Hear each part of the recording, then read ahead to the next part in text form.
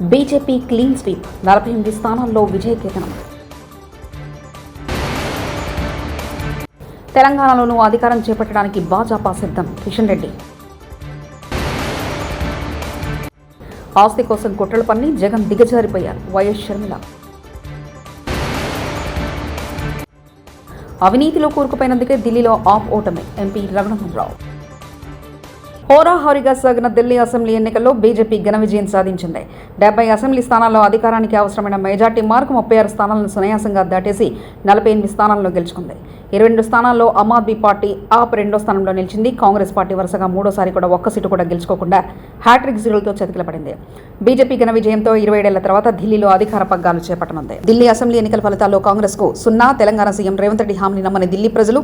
నోటాతో పోటీ పడుతున్న కాంగ్రెస్ అన్ని స్థానాల్లో 3వ స్థానానికి పరిమితమైన కాంగ్రెస్ ఢిల్లీ ఫలితాల్లో కనిపిస్తున్న తెలంగాణ కర్ణాటక పాలనకు ప్రతిఫలమంటూ వ్యాఖ్యానించారు. इसीलिए आज मैं दिल्ली जनता से मैं ये गुजारिश करने के लिए आया हूं इतना दूर कि कांग्रेस पार्टी ने जो वादा कर रहा है इस चुनाव में, वादा निभाने का जिम्मेदारी कांग्रेस पार्टी के है. तेलंगाना राज्य के मुख्यमंत्री मैं जिम्मेदार लेऊंगा, दिल्ली में कांग्रेस के सरकार बना दो. ఢిల్లీ అసెంబ్లీ ఎన్నికల ఫలితాల్లో భాజపా భారీ విజయం దిశగా దూసుకెళ్తుంది. ఈ ఫలితాలపై కేంద్ర మంత్రి భాజపా తెలంగాణ అధ్యక్షుడు కిషన్ రెడ్డి స్పందించారు. 27 ఏళ్ల తర్వాత ఢిల్లీలో భాజపా అధికారంలోకి వస్తుందని సంతోషం వ్యక్తం చేశారు. అక్కడ డబుల్ ఇంజన్ సర్కార్ ఏర్పడబోతుందని పేర్కొన్నారు. ఢిల్లీ ఓటర్లకు శుభాకాంక్షలు తెలిపారు. దక్షిణ భారతదేశంలో భాజపాకు మంచి వాతావరణం ఉందన్నారు. కర్ణాటక తెలంగాణలోనూ తమ పార్టీ అధికారంలోకి వస్తుందని ఆకాంక్షించారు. ఒక సమర్థవంతమైన నాయకత్వానికి గతంలో జరిగినటువంటి హర్యానా ఎన్నికల్లో కానీ, ఇటీవల జరిగినటువంటి మహారాష్ట్ర ఎన్నికల్లో కానీ, ఈనాడు వస్తున్నటువంటి ఢిల్లీ ఫలితాలు కానీ చాలా అద్దం పడతా ఉన్నాయి. తెలంగాణలో కూడా మనం అధికారం చేజిక్కోవడం కోసం సిద్ధంగా ఉండాలి. తెలంగాణ ప్రజలు కూడా భారతీయ జనతా పార్టీకి పట్టం కట్టడం కోసం సిద్ధంగా ఉన్నారు. కాబట్టి కార్యకర్తలు అందరం కూడా మనము శాసన మండలి ఎన్నికలు కానీ, స్థానిక సంస్థల ఎన్నికలు కానీ, రేపు రాబోయేటువంటి రాజకీయ పరిస్థితుల్లో భారతీయ జనతా పార్టీ అందరూ కూడా కలిసికట్టుగా ఒక బలమైనటువంటి రాజకీయ వ్యవస్థగా ఇప్పటికే మనం నిలబడ్డాము. తెలంగాణ ప్రజలను మరొకసారి మనము మరి తప్పకుండా వారికి ధన్యవాదాలు తెలియాలి. గత పార్లమెంట్ ఎన్నికల్లో 8 స్థానాలు మనకి ఇచ్చి ఒక ఆశీస్సులు అందజేశారు నరేంద్ర మోడీ గారి నాయకత్వంలో. రానున్న రోజుల్లో కూడా నరేంద్ర మోడీ గారి నాయకత్వంలో పార్లమెంట్ లో చెప్పారు ప్రధానమంత్రి గారు, మేము వచ్చి ఇప్పుడే 3 సార్లు అయింది, ఇంకా రానున్న రోజుల్లో చాలా ఉందని చెప్పారు. కాబట్టి మనం 3 సార్లు అధికారంలోకి వచ్చాము, 3 సార్లు మాత్రమే. ఇంకా రానున్న రోజుల్లో ఈ దేశాన్ని 2047లో ఏదైతే ఒక వికసిత్ భారత్ గా అభివృద్ధి చెందిన దేశంగా మనం అభివృద్ధి చేయాలనుకుంటున్నామో దానికి ఇంకా మనం చేయాల్సింది చాలా ఉంది. దేశ ప్రజలు కూడా మన పట్ల విశ్వాసంతో ఉన్నారు. రాబోయే రోజుల్లో దేశవ్యాప్తంగా భాజపా ప్రభుత్వాలు ఏర్పడుతున్నాయని కేంద్ర హోంశాఖ సహాయ మంత్రి బండి సంజయ్ అన్నారు. హైదరాబాద్ గోల్కొండ హోటల్లో భాజపా ఎమ్మెల్సీ ఎన్నికల సన్నాహ సమావేశానికి హాజరైన ఆయన ఢిల్లీ అసెంబ్లీ ఎన్నికల ఫలితాలపై స్పందించారు. ఢిల్లీ ప్రజలు చీపురుతో ఆమ్ ఆద్మీ పార్టీని ఊడ్చేశారని, ప్రజాస్వామ్యబద్ధమైన పాలన కోరుకుంటున్నారని స్పష్టం చేశారు. తెలంగాణలో కూడా అధికారంలోకి వస్తామని ధీమా వ్యక్తం చేశారు. రాష్ట్రంలో జరుగుతున్న 3 ఎమ్మెల్సీ స్థానాల్లో భాజపా విజయం సాధిస్తుందని బండి సంజయ్ ఆశాభావం వ్యక్తం చేశారు. మాకు జైలు రాజ్యం మాకొద్దు, మాకు ప్రజాస్వామ్యబద్ధంగా పాలన కావాలి. ఒక నీతి నిజాయితీ వంతుడైనటువంటి నరేంద్ర మోడీ గారి నేతృత్వంలో ఈ దేశంలో ఏ విధంగా నీతివంతమైన పాలన జరుగుతుందో, ప్రజాస్వామ్యబద్ధంగా పాలన జరుగుతుందో అటువంటి పాలన ఢిల్లీలో రావాలని చెప్పి ప్రజలందరూ ఆలోచించారు. అందుకే చీపుడుతో మొత్తం ఊడ్చి సాఫ్ చేసినటువంటి పరిస్థితి ఇలా ఢిల్లీలో చూస్తున్నాం. వారు వన్ సైడ్ విధంగా ఇలా భారతీయ జనతా పార్టీకి అనుకూలంగా ఇలా ఫలితాలు వస్తున్నాయి.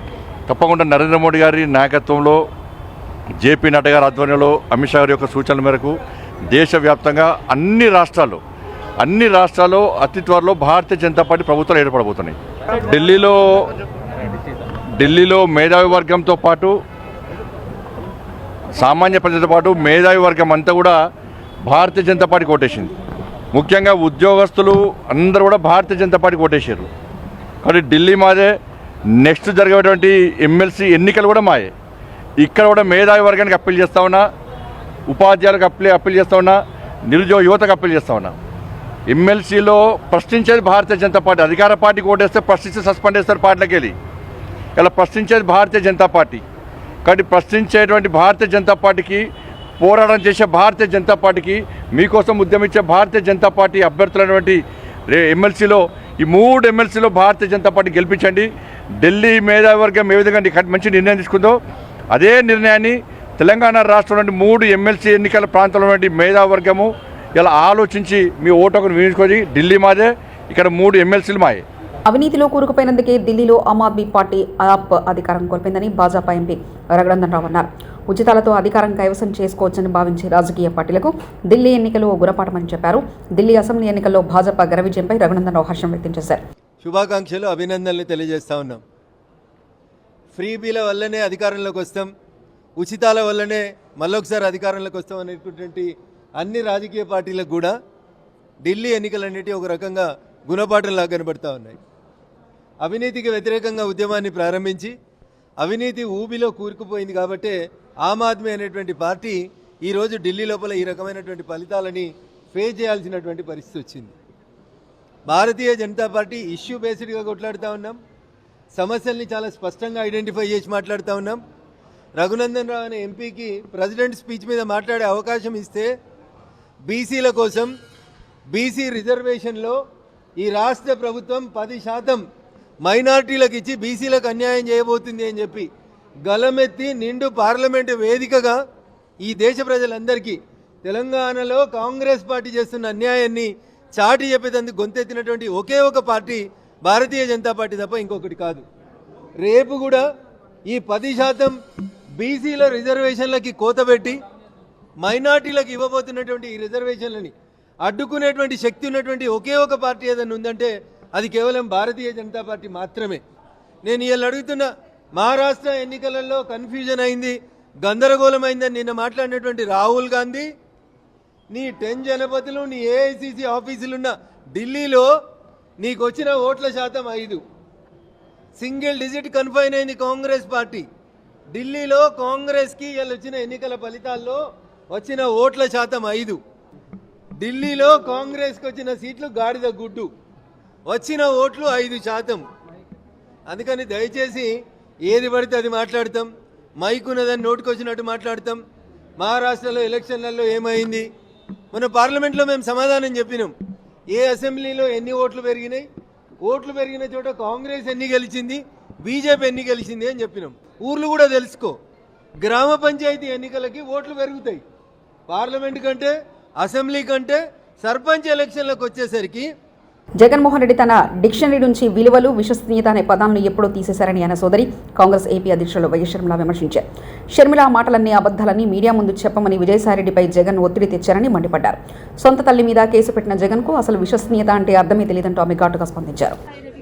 నాకు చెప్పడం జరిగింది, షర్మిలమ్మ అబద్ధాలు చెప్తుంది అని చెప్పమని అడిగినట్లు విజయసాయిరెడ్డి గారు చెప్పారు. జగన్మోహన్ రెడ్డి గారు ఏం మాట్లాడాలో, ఏ పాయింట్లు మాట్లాడాలో నేనే డిక్టేట్ చేస్తాను, నువ్వు నోట్ చేసుకో అని సాయిరెడ్డి గారితో చెప్పారట.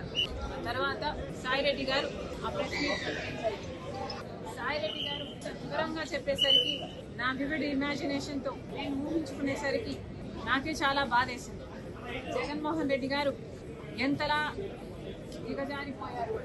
ఒక పక్కేమో జగన్మోహన్ రెడ్డి గారు క్యారెక్టర్ గురించి ఇంత పెద్ద డైలాగులు చెప్తున్నారు. అసలు జగన్మోహన్ రెడ్డి గారు క్యారెక్టర్ అంటే ఏమిటో అన్న పదానికి అర్థం కూడా మర్చిపోయారు కాబోలు అని నేను అనుకుంటున్నాను. ఒక పక్క సాయిరెడ్డి గారు రాజశేఖర రెడ్డి గారి కోరిక భిన్నంగా నన్ను అబద్ధం చెప్పమంటున్నారు, నాకు వీలు కాదు, నన్ను వదిలేయండి అని బ్రతిమాలుకుంటున్నా మీరు ఒప్పుకోకుండా అబద్ధం చెప్పమని ఒత్తిడి చేశారు. ఇది జగన్మోహన్ రెడ్డి గారి గొప్ప క్యారెక్టర్. ఏ అబద్ధాన్ని ఎంత అందంగా చెప్పాలి అని ముఖ్యమంత్రి హోదాలో ఉన్న వ్యక్తి డిక్టేషన్ ఇచ్చారట. ఇది జగన్మోహన్ రెడ్డి గారి మహోన్నతమైన క్యారెక్టర్. రాజశేఖర రెడ్డి గారి 2 బిడ్డలకు అన్ని ఆస్తులలో సమాన వాటా ఉండాలి అన్నది రాజశేఖర రెడ్డి. కర్నూలు జిల్లా ఆదోని మండలం దిబ్బనకల్లో భాజపా ఎమ్మెల్యే పార్థసారథి పారిశుద్ధ కార్మికుడి అవతారం ఎత్తారు. శనివారం గ్రామంలో పర్యటించిన ఆయనకు మురుగు కాలువలు శుభ్రం చేయడం లేదని, దుర్వాసన దోమలతో రోగాల బారిన పడుతున్నామని స్థానికులు ఫిర్యాదు చేశారు. దీంతో ఆయన పారచేత పట్టి మురుగు కాలువలో పూడిక తీశారు. స్థానిక పంచాయతీ కార్యదర్శి పనితీరుపై అసంతృప్తి వ్యక్తం చేశారు.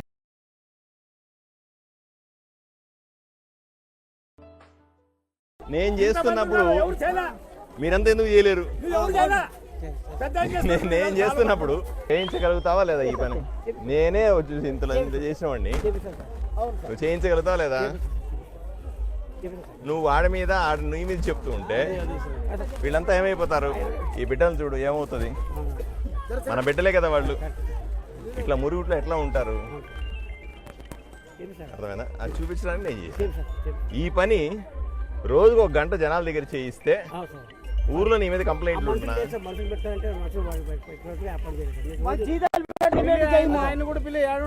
మనస్సు ఉండాలి. ఢిల్లీ ఎన్నికల ఫలితాలపై స్పందించిన మాజీ సీఎం అరవింద్ కేజ్రీవాల్ ఢిల్లీలో ప్రజలు ఇచ్చిన తీర్పును గౌరవంగా స్వీకరిస్తున్నామని, విజయం సాధించిన బీజేపీ పార్టీకి కృతజ్ఞతలు, బీజేపీ పార్టీ ప్రజలకు ఇచ్చిన హామీలను అమలు చేయాలని కోరుతున్నాం.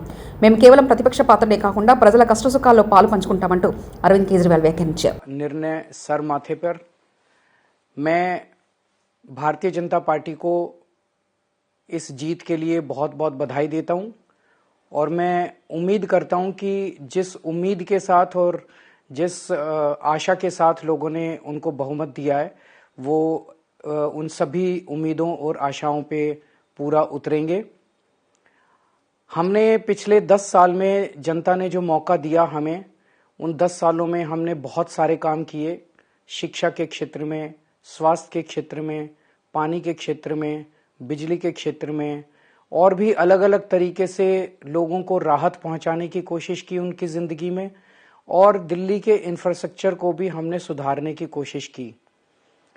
अब जो जनता ने हमें निर्णय दिया है, हम न केवल एक कंस्ट्रक्टिव ऑपोजिशन का रोल निभाएंगे बल्कि हम समाज सेवा, जनता के सुख दुख में काम आना, व्यक्तिगत तौर पे जिसको भी जो ज़रूरत होगी हम लोगों के सुख दुख में हमेशा काम आएंगे.